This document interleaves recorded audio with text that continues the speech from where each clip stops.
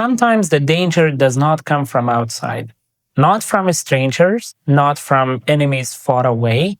It comes from inside. People on the same side fighting each other. And in this kind of fight, everyone loses because they slowly damage each other. English has a strong word for this kind of conflict. That word is internecine. Internecine means a fight within the same group where people turn against each other and both sides are harmed. Its pronunciation, internecine, internecine. Say it in 4 parts with a clear stress on ni. Grammatical nature, internecine is an adjective. We use internecine when people from the same group start fighting each other.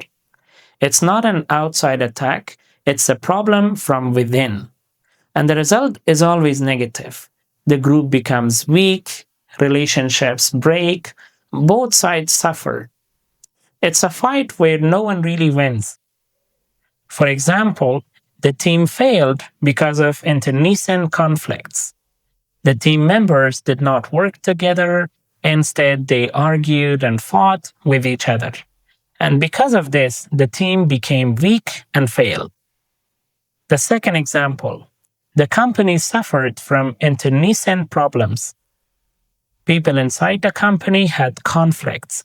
They did not support each other, so the company lost strength and progress. The key idea, internecine means people on the same side fighting each other. Internecine is a powerful word.